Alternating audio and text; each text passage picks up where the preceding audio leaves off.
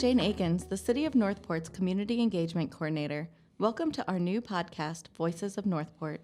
In this series, we aim to preserve the living histories that shaped our city's identity by creating an audio archive through the voices of those who lived it. Our guest this week is Howard Henriksen, retired Northport police officer and longtime resident of the City of Northport. Hi, Howard. Thank you for coming. Oh, you're more than welcome. So when did you move to Northport? We moved here in 73. I became a police officer in 74. Oh, wow. And what brought you here initially? My father. Okay. He moved down here in 59. He was the third house in Northport at the time. He lived over on, I believe, on Talbot Street. There was nothing here when he came. I mean, there was nothing when we came, but there was even less when he came in 59 with his wife. Wow, and so that was the first year we were incorporated because we just celebrated our 65th birthday. Right. That's right. amazing. What was Northport like when you first, or when you were, so you were born here? No. No, okay. I was born in Brooklyn. Brooklyn, nice. I'm from Queens. Where? So Long Island City, it was not as cool as it is now. As it is now, yeah. Gentrified. A little bit. Yeah. So what was Northport like when you first arrived? Northport, just the way Joan Morgan said, 2 lanes on 41, and that was it. And if you worked a midnight shift, you didn't have to worry about getting hit or anything. You just had to be awake. Wow.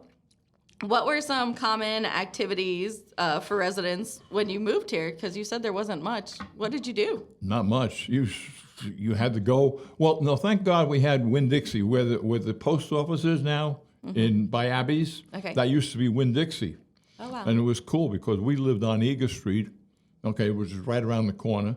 And give the kids a couple of books, go up and get a gallon of milk and bring it back, Matter of fact, where Leisure Villas is now, that wasn't there. That was where they held the circus every year. Oh yeah, it had the elephants and the camels, and it was great fun. It was real small town, homey, and I miss that. I mean, I realized progress had to come, and we had to have a Home Depot, and we had to have Lowe's and all the rest of it. But you miss that hometown feeling because you knew everybody, and everybody knew you.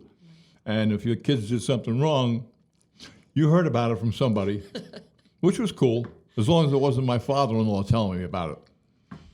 And as long as you weren't one of those kids. Right. Well, it was tough being a cop's kid, So your father was the first fire chief in Northport? Right, because he was a retired New York City fireman. Okay. And he came down here, and I guess it just fell to him because he has some experience. And it was, like they said, it was a volunteer fire department. And as I recall, they pooled their money, and they bought a 1918 LaFrance pumper or hook and ladder that was retired from someplace up in the northern part of the state, drove it down here, and that was the first fire engine from what I remember. It was quite an accomplishment, That's pretty cool. Yeah, it was something. Do you remember any stories about your dad being a fire chief in Northport? Not really, okay. because he was down here in Florida, and I was still up north. Oh, okay. So we were we were separated by 1,700 miles, It's a good distance. What was it like growing up with a parent who was a key figure in emergency services? Did that help you want to become a police officer and work in emergency services? Not really. Okay. No, I have a lot of respect for fire department, for firefighters and policemen. Matter of fact, I wanted to be a cop in New York, but my wife told me I got a choice. You can have me, or you can be on the police force. So I said, well, you're better looking. So luckily, I waited until I got to Northport, and I became a police officer here. Okay. And how long did you work for the city of Northport? I was a police officer from 74 until I got my disability retirement in 85. And what did crime look like in the 70s as a police officer? There wasn't a whole heck of a lot of it. The biggest thing, as I recall, was the pot planes. Okay, because they had Price Boulevard, which was which didn't exist when I first moved there, but they would land on Price Boulevard, and from what we were told from intelligence, we had about 3 to 5 minutes to grab these guys before they landed the plane, kicked out their bales, got it loaded up, and took off. Wow. And that was so your chances of catching somebody, because man, we were looking at the skies, looking for that plane to come in. And the funny part, not funny, but the tragic part was that one moonlit night, some guy came in with a twin engine Cessna. Didn't realize he was landing on the canal. Oh no. Right into the canal. We got him. And we took the plane. We sold it and confiscated it and everything. That was cool. That was cool. You know, have a twin engine Cessna sitting there. Sounds like a movie. Yeah. It was fun. When I first moved here, Biscayne ended at Triunfo. There was a gate there. Oh wow. And beyond that, it was cows. And this is the way it was for a long, long time until General Development finally decided they were going to put some roads in. And then they put roads in, and you could go all the way from 41 out to the estates because I-75 wasn't there. Biscayne ran all the way out there. And that's probably why they had to build the Ponce Bridge, because I-75 cut off our access to the acreage out there, you know. Wow. How did the technology or lack of technology influence your police, right? So there wasn't GPS, No, right, no, in no the GPS. 70s? We had the radio. Okay. We had the radio, and you had maps. Thank God for the Northport Bank, because they had the best map of the area. I mean, you could find out where you were. Oh, good. You know, it didn't go all the way back into out there by out past Toledo Blade, where it's not even developed there. They didn't have that map on there, but you could get around pretty well by looking at that map. How did it feel to protect the city that you lived in? It felt good. It wasn't. There wasn't any particular onus about it. It was just. It was a job that you did, and you did it as best you could. You get your dead calls. You know, and the ambulance would come, and you'd have to be standing by until they got a hold of Farley Funeral, or somebody come and take the body away, which was kind of gruesome. But that was part of life back then. You had a goodly number of deaths, because with the population being what it was back then, Right. So I heard that you played a part in creating the first daycare in Northport. Oh yeah, Morgan and Henriksen. That was the Ganson Incorporated. Okay, and as Joan said, we had to go out of city to get Ganson Incorporated, so that nobody knew what was going on, what was actually coming down the road. Daycare in Northport? God forbid.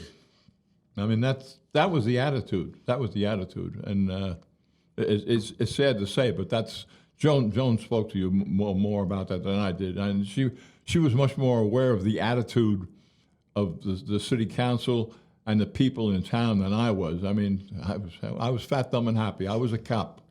I was doing my job.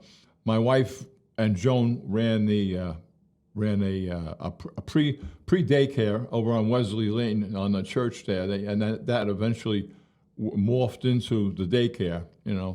So my wife Joan was more involved with it than I was. But it was good times back then. It was good times. Can you think of one of your fondest memories of living in Northport over the years? When you think of Northport, what do you think of? What do I think of Northport? I think about the circus. Okay. That sticks in my mind because it was so small town and so together. It was a pleasant experience having my kids grow up here. We felt safe. They went out and they played. You didn't wonder where they were. They weren't tied to a computer or a phone. They went out and they climbed in a tree in my front yard. They had forts in the tree, and that was cool. It was a good place to bring up kids, except like Joan said, the lack of schools.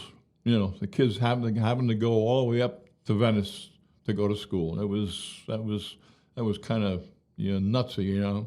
Did you see the tightrope roper? Oh yeah, Walenda. Uh-huh. Yeah. Yeah, I remember that. Yeah. It's exciting. What was your favorite restaurant in Northport that's no longer here? God forgive me, I can't remember the name of the bloody place. It used to be not next door, no, 2 doors down from Abby's Donuts. Okay. I can't remember the name. Dave Shaner ran it. I can't remember the name of the place. That's how long ago it was. I mean, that was a long time ago. If you could go there today and it was still open, what dish would you order?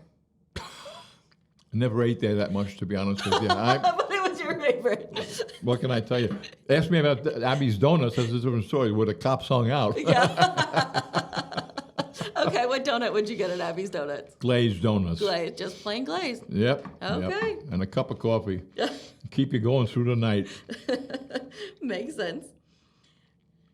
So, what do you think has attracted so many new residents to Northport? You've seen that we've grown substantially. I think a lot of it's got to do with the reasonable, affordable housing that you've got here that you don't have in other parts of Florida. Of course, you got the upscale, the 400,000 houses going in up there by Welland Park and all that. But back then it was reasonable. I think we paid $27,000 for our first house there on Eagle Street. Wow. Which is unheard of. You can't even imagine buying a house for $27,000 now. Yeah. Yeah, it was reasonable. So with all these newcomers coming into Northport, what is one piece of advice that you would give them about living in Northport? Enjoy it while you can. It's going to change. Is there anything else you would like to share or any stories you'd like to tell to help document the history of Northport? Let me tell you the story about the first traffic light. Perfect. Did anybody tell you about that? They haven't. First traffic light was at Biscayne and 41, right? Okay. Biscayne and 41, like I said, Biscayne 41 was 2 lanes. We had more bloody accidents there. I mean, nothing, thank God, nothing serious, but fender benders, inconvenience. It was a real pain in the tuchus, Mother Marge got fed up with it. She went to DOT. We need a traffic light here. Sorry, you don't have enough traffic. We can't justify putting it in. Well, what is it going to cost me? $27,000. Fine, the city will pay for it. You pay us back when the traffic warrants the situation, and that's how we got our first traffic light.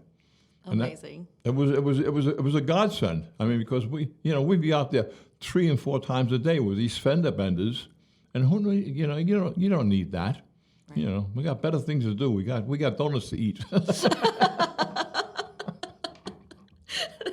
great. Well, thank you, Howard, for joining us today and sharing my your pleasure. experience. And thank you for your service and keeping our city safe as a police Thank officer. you. To our listeners, we hope you enjoyed this episode of Voices of Northport. I'm excited to continue learning from our local Northport experts. Until next time.